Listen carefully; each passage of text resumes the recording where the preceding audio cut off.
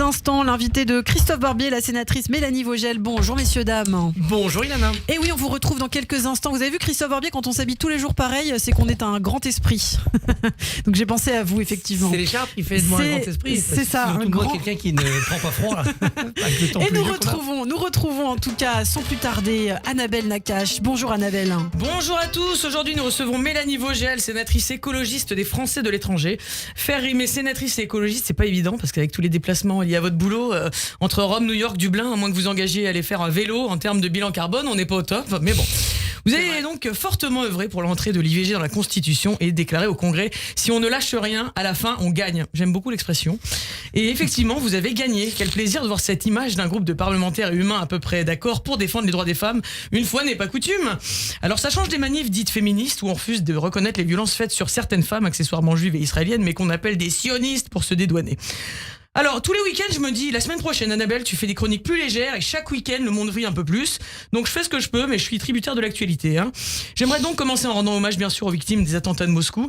Je sortais de scène quand j'ai appris cette information. Pendant qu'on partageait des rires avec le public dans une salle comble du nord de la France, dans une autre salle à l'autre bout du monde, s'est passée une véritable horreur. La même que celle du Bataclan ou du festival Nova. C'est pas de la résistance, mais du terrorisme barbare. Et une question s'est tout de suite posée sur les responsables. Mais c'est qui ? Tout le monde a essayé d'attribuer le crime à qui ça l'arrangeait.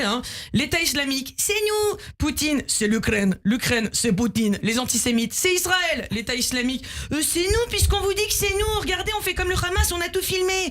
Poutine, c'est les islamistes mais d'Ukraine. Les antisémites, mais ouais, mais ça doit quand même être les juifs. Pardon, les Israël, enfin les sionistes quoi. Et le Hamas, on condamne l'attaque terroriste qu'a subi le peuple russe. C'est dégueulasse. Et puis c'est du plagiat. Et entre nous, on fait du meilleur boulot qu'eux. Parce que nous, quand on massacre des juifs, on trouve des sympathisants. Alors du coup, en France, suite à l'attaque, le niveau du plan Vigipirate est monté au plus haut grade. Urgence, attentat. Mais c'est quoi le niveau d'après ? Attentat en cours, trop tard. Gérald Darmanin déclarait hier qu'en Europe, il n'y avait jamais eu autant d'attentats déjoués. Et ben on est rassuré du coup, merci GG. Quand on voit que les plateformes des collèges et lycées sont piratées depuis plusieurs jours avec des menaces terroristes, sympa pour les enfants. Alors ma chérie, c'est quoi tes devoirs pour demain ? Ta sport, ta piscine ? Attends, je regarde. Visiblement, j'ai un devoir de travaux pratiques pour apprendre à disséquer et il y a attentat. Ah bon ? Oui, c'est marqué là, maman. Bon bah prends un petit sac avec ton gilet pare-balles, ton casque et ton goûter. On était parti sur l'instauration de l'uniforme écolier, mais en fait on va devoir instaurer l'uniforme CRS, ça sera plus sûr. Et en plus il paraît qu'un enfant de 8 ans a été interpellé à Saint-Etienne, il voulait attaquer sa maîtresse au couteau. Eh ben c'est bien, ça commence de plus en plus tôt, dis donc. Bientôt un bébé va cacher un couteau dans sa couche à la crèche, on sait pas. Du coup la perspective des JO, qui était censée nous réjouir, fait flipper tout le monde. JO Paris 2024, bad timing. Pourquoi on n'a pas eu Paris 2012 ? Ça aurait été moins compliqué à organiser à cette époque. Cette année donc pour accéder aux compètes d'athlétisme, il n'y a pas que les champions qui vont devoir apprendre à courir, mais le public aussi va devoir battre son record de sprint pour se barrer vite fait en cas de problème. En tout cas, ça arrange bien certains États de faire croire que la France est incapable de préserver sa sécurité et de gérer un grand événement. Et une autre discipline devrait pouvoir être homologuée, la course à la fake news. À ce sujet, Al Jazeera est dans les grands favoris car ils viennent d'avouer que les allégations de viol qu'ils ont diffusées, qui auraient soi-disant été commis par l'armée israélienne sur des Palestiniennes dans des hôpitaux, sont complètement fausses. Qu'est-ce qui se passe, Al Jazou ? On serait fait prendre la main dans le sac avec le nez qui s'allonge. Champagne, c'est un début d'honnêteté intellectuelle, ça s'arrose. En parlant d'honnêteté, ce week-end, j'ai emmené mes enfants fêter Pourim, fête donc qui célèbre la réussite d'Esther à sauver les Juifs des plans diaboliques de Haman. Il y avait un événement organisé avec des manèges, des jeux gonflables. Les enfants étaient déguisés et devaient poser leurs chaussures à l'entrée des jeux. Et figurez-vous que ma fille s'est fait voler ses magnifiques chaussures de Cendrillon. Argentées, paillettes. On se retourne, plus de chaussures, Cendrillon pour de vrai. Je vous laisse imaginer la tragédie, un festival de larmes. J'ai pleuré, enfin non, ma fille a pleuré, mais moi j'étais vénère, donc j'aimerais savoir... Mais c'est qui, à toi, qui écoute cette chronique ? Si tu es les chaussures de ma fille, sache que je te retrouverai.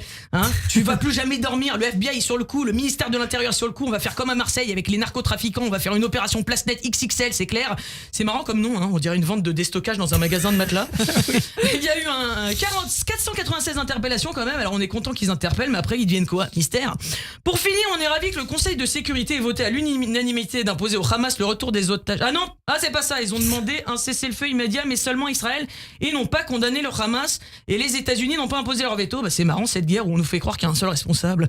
Non, parce que le Hamas a visiblement son mot à dire puisqu'il a encore rejeté la proposition américaine de libération d'otages acceptée par Israël. Mais les déresponsabiliser, c'est tellement plus tentant pour le Conseil de sécurité qui porte tellement mal son nom.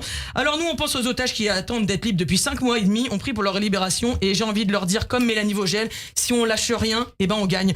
Allez, en attendant que le monde aille mieux, que les otages reviennent, on peut toujours rêver. Alors moi, je vous souhaite une bonne journée. Eh bien, merci beaucoup Annabelle Nakache qu'on retrouve chaque semaine sur Radio J. Merci beaucoup Annabelle. Tout de suite l'invité de Christophe Barbier, la sénatrice Mélanie Vogel.